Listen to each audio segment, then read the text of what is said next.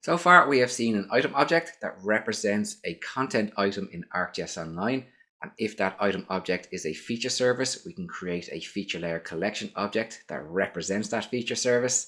And of course our feature service can have feature layers. So in this video it is all about a feature layer object and the multiple of ways that we can create and access a feature layer in ArcGIS Online. So let's check it out. Open up the flobject.py script from the feature layer object folder. So there are multiple ways that we can create a feature layer object. We're going to create a feature layer object through the layers property for an item object, the layers property for a feature layer collection object, and we're also going to create a feature layer object from the feature layer class itself. Let's pop over to the documentation for the feature layer object. Here we have the feature layer class in the documentation. We can see it is part of the features module where we have our feature layer class. And if we wanted to create a feature layer object, we supply in a URL as the required parameter. And that is the most direct way of creating a feature layer object. A feature layer object has methods and properties, and we'll be taking a look at some of these throughout this course. Here we can see the append method. If I scroll down, what's the next one? Calculate, where we can calculate field values. We can delete features, edit features, use the property estimates. The estimates property will return a feature count and the extent of the feature layer. And there's plenty more there that you can go and check out yourself in the documentation. For now, we're going to head back to our Python script. Up top, we are importing our GIS class to provide access to our ArcGIS Online organization content. From the features module, we will import the FeatureLayerCollection class and the FeatureLayer class. We first access ArcGIS Online. We'll use our GIS class and supply in the home string, and we'll assign our GIS object to a variable called AGOL.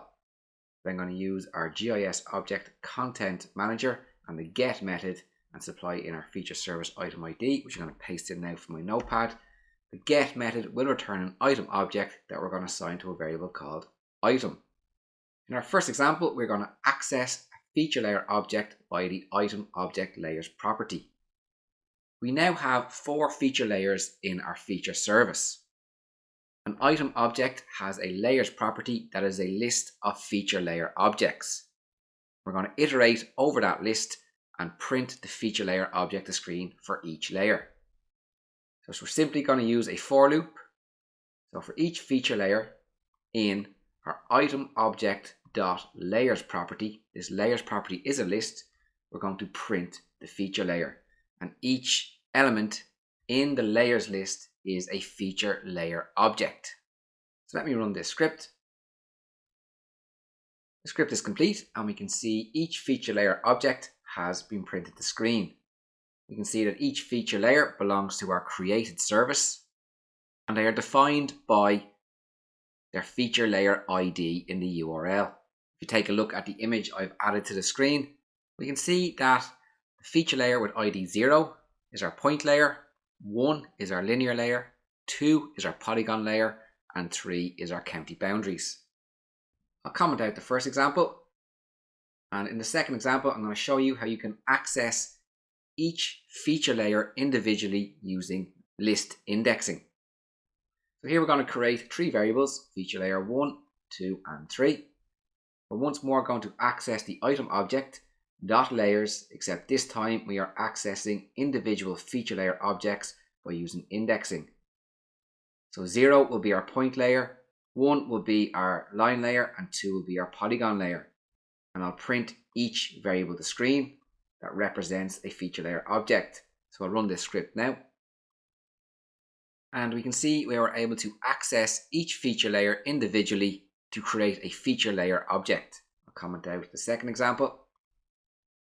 This time we're going to access a feature layer object by the item object using the properties name. So let's take a look what that looks like. Here we are using list comprehension.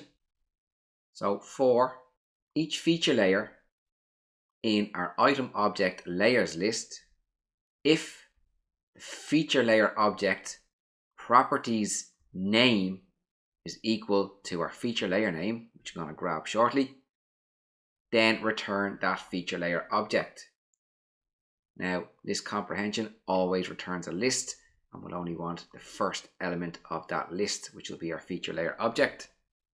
I am interested in our polygon feature layer, so that is our polygon layer for training with FDM as it is currently named. So when I print the feature layer object to screen, we should see that it has an ID of 2. We'll be taking a look at feature layer properties in the following video. For now, just know there is a name property that represents the name of the feature layer in ArcGIS Online. I'll run the script. And we can see we were able to isolate our feature layer object that represents our polygon feature layer in our feature service. In our next example, we are going to access a feature layer through a FeatureLayerCollection object. We create our FeatureLayerCollection object using the FeatureLayerCollection class and the fromitem method, where we supply in our item object as the item parameter, and we'll assign our FeatureLayerCollection to a variable called FLC. Now, similar to the item object, a FeatureLayerCollection object also has a layers property that returns a list of feature layer objects from the feature service. And here we are just using indexing to access each feature layer object that we want to access. And we'll assign these to variables feature layer 1, 2, and 3, and we'll print each feature layer object to screen to show that we've successfully accessed each one individually. I'll run the script, and we can see we got our feature layer objects, and for each of the feature layers that we're interested in are point, line, and polygon. In the next example, we are going to access a feature layer object by using the feature layer class itself and the fromitem method. So here we are creating 3 variables, feature layer 1, 2, and 3. For each of them, we are calling the feature layer class, and the feature layer class also has a fromitem method where we're supplying in our item object as the item parameter, and we set the layer ID to equal the ID of the layer that we're interested in. Here I've gone for 0, 1, and 3, which would be our line, linear, and our county boundaries feature layers. And I'll print each of our feature layer objects to screen. So let's run the script.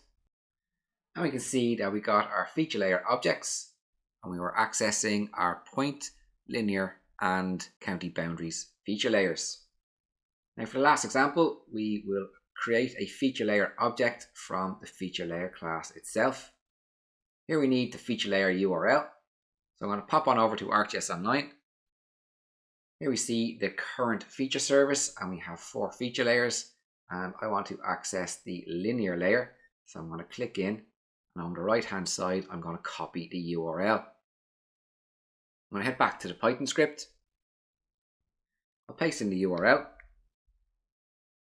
We are now using the feature layer class, and we're setting the URL parameter to be our feature layer URL, and the GIS parameter, which is optional, to be our GIS object.